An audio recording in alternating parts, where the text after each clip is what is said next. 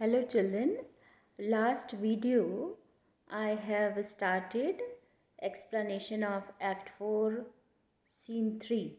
Okay, first that was first part.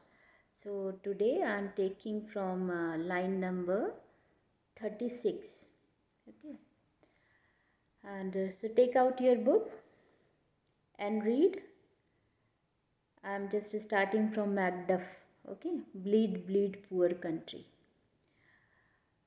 तो last जो video था उसमें हमने क्या देखा था कि मैल्कम जो है वो डाउट करता है मैकडफ के ऊपर कि कहीं ये मैकबेथ के कहने पे तो नहीं आया है, कहीं ये मुझे फंसाने तो नहीं आया है। ठीक है, और उसका रीज़न भी था कि वो क्यों डाउट करता है।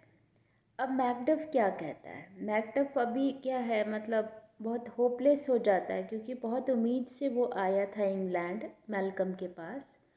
तो अभी वो बहुत ही डिसहार्टेंड हो जाता है। अब वो क्या बोलता है, bleed bleed poor country, great tyranny lay thou thy basis sure, for goodness dare not check thee. बोलता है ब्लीड ब्लीड पुअर कंट्री, मतलब स्कॉटलैंड को बोलता है कि हम अब मैं कुछ नहीं कर सकता, तुमको सफ़र करना है मेरे कंट्री, तुमको सफ़र करना है। क्यों? क्योंकि ग्रेट टिरानी कौन है? मैकबेथ। ठीक है, ले दाऊ दाई बेसिस श्योर, मतलब ग्रेट जो मैकबेथ है वो अभी यहाँ पे सेफली यहीं का किंग बना रहेगा। उसका बेसिस जो है वो और भी मजबूत हो गया। क्यों? क्योंकि goodness dare not check thee, क्योंकि जो गुड पीपल हैं they are fear to confront Macbeth. जो अच्छे लोग हैं, अच्छे गुड पीपल हैं, वो भी मैकबेथ से लड़ना नहीं चाह रहे हैं। तो अभी क्या ये श्योर हो गया कि मैकबेथ ही वहाँ पे रूल करेगा, इसलिए वो बोलता है ब्लीड ब्लीड पुअर कंट्री। ठीक है, Wear thou thy wrongs, the title is afeared. Wear thou यहाँ पे लिखा है मैकबेथ के लिए।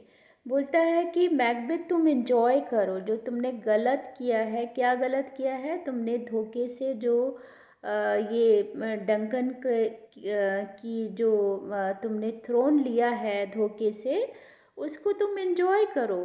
ठीक है, और क्यों? क्योंकि और तुम्हारी टाइटल को अब कोई भी खतरा नहीं है। Your title is safe because you are going to be the king of Scotland, nobody dare to oppose you. ठीक है, fare thee well lord, I would not be the villain that thou thinkest, for the whole space that's in the tyrant's grasp and the rich east to boot. फिर वो जाते जाते बोलता है कि मैं तो जा रहा हूँ बट मैं ये कहना चाहता हूँ कि मैं विलेन नहीं हूँ। अगर मुझे ऑफ़र किया जाए पूरा जो टायरेंट का रूल मतलब जो उसका डोमिनियन है उसको ऑफ़र किया जाए और पूरी वेल्थ ऑफ़र की जाए मुझे ईस्टर्न कंट्रीज़ की, तो भी मैं गलत का साथ नहीं दूंगा। तो आप मुझे डिसऑनेस्ट समझ रहे हो बट मैं बिल्कुल भी डिसऑनेस्ट नहीं हूँ। मैं मतलब ट्रेचरस ट्रेचरी तो मुझे आती ही नहीं है। ठीक है, Malcolm, be not offended, I speak not as in absolute fear of you. अब बोलता है कि देखो, डोंट बी ऑफेंडेड, ऐसा नहीं है कि I am totally what ever I have said, the reason is totally I totally I mistrust you.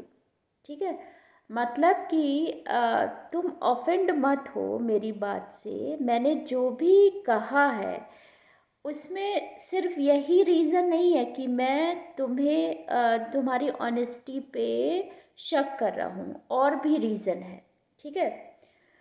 I think our country sinks beneath the yoke, मतलब मैं जानता हूँ कि मेरा कंट्री सिंक कर रहा है under the under the burden of tyrannical Macbeth, ठीक है। It weeps, it bleeds, and each new day a gash is added to her wound. Each day जो है हमारी कंट्री को एक नया वूंड मिल रहा है, एक नई चोट मिल रही है। ईच डे हमारी कंट्री वीप कर रही है, ब्लीड कर रही है, ठीक है। मैं सब जानता हूँ। I think withal there would be hands uplifted in my right.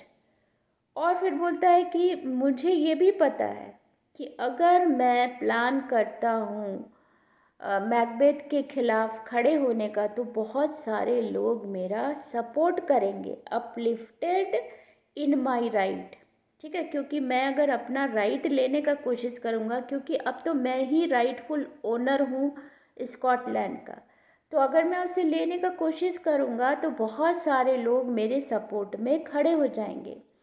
And here from gracious England have I offer of goodly thousands। और बोलता है कि I have already offered by King of England help। मुझे offer किया गया है help करने के लिए, ठीक है। तो बोलता है कि ऑलरेडी मुझे पता है कि मेरी कंट्री सफ़र कर रही है, और मतलब मैकबेथ के जो टिरानिकल किंग जो हुआ है